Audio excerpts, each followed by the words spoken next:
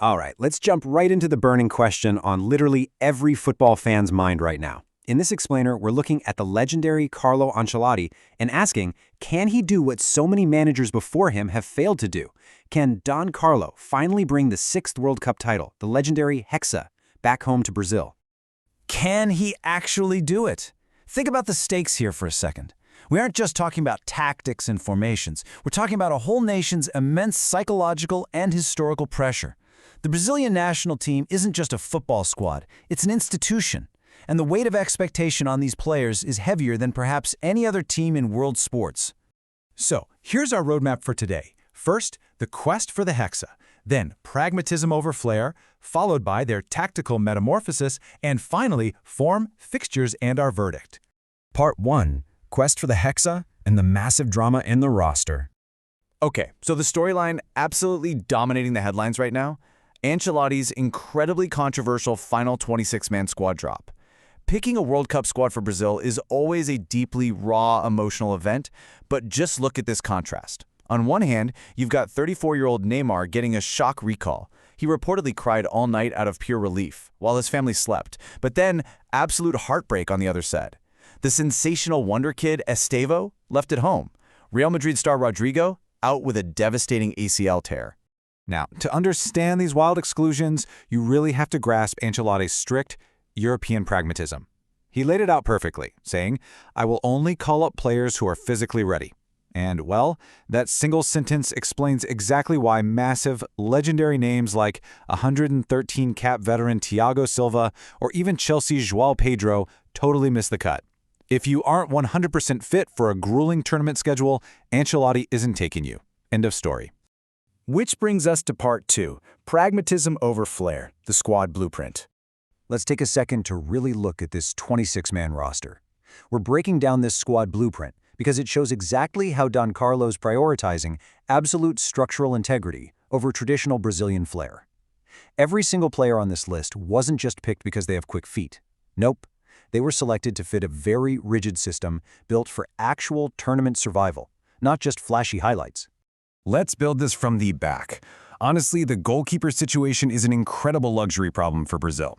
You've got Liverpool's Alisson on one side, Ederson on the other.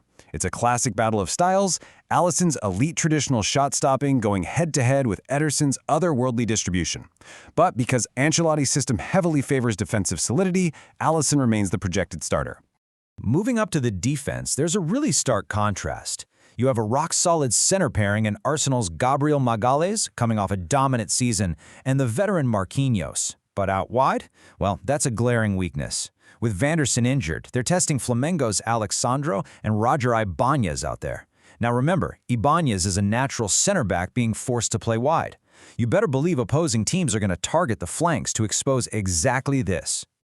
So how does Ancelotti protect that vulnerable backline? Enter the midfield engine. He's deploying Bruno Guimaraes and Casemiro in a defensive double pivot. Think of them as the bouncers at the club door. This midfield is absolutely not built to blindly charge forward. It's designed for total control, specifically to aggressively combat the elite transition teams they are inevitably going to face in the knockout stages.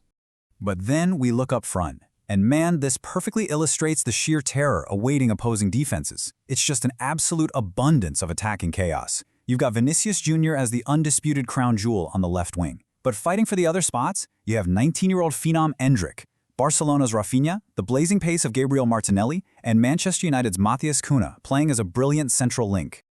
Now, with all that massive star power, you might be thinking the whole game plan is just give the ball to Vinny Jr and pray. Actually, scratch that.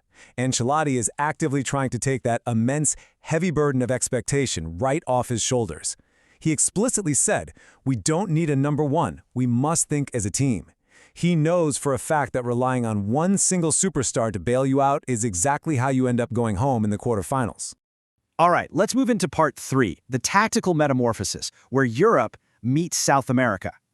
So, how does this squad actually function on the pitch? You know, for decades, Brazil has been deeply romanticized for Joga Bonito, that beautiful, free-flowing game we all remember from 1982.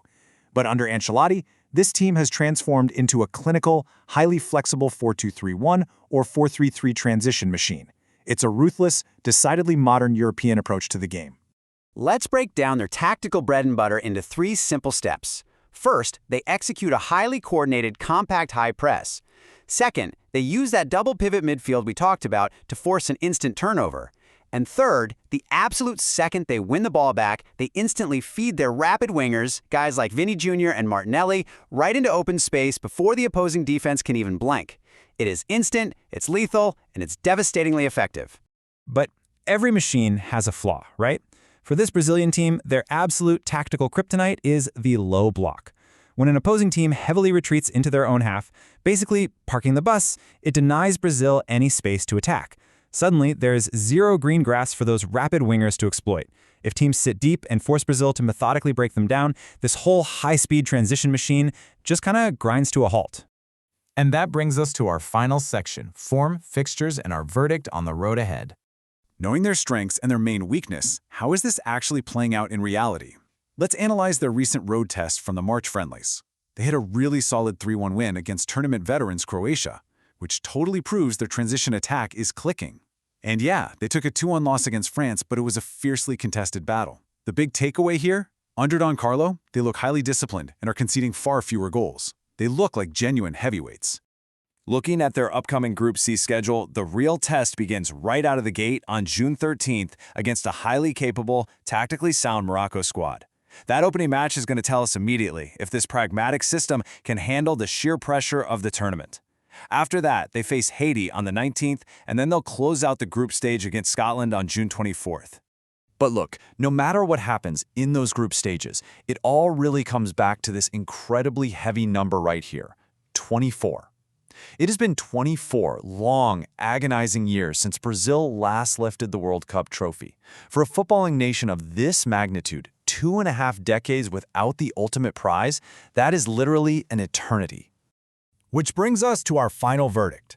Is Carlo Ancelotti's tactical brilliance actually enough to overcome the ghosts of past knockout rounds and devastating penalty shootouts? Will this pragmatic European-style squad finally conquer that crushing psychological pressure? Or will the dream of the Hexa slip through Brazil's fingers yet again? Let me know what you think. Thanks for joining us for this explainer.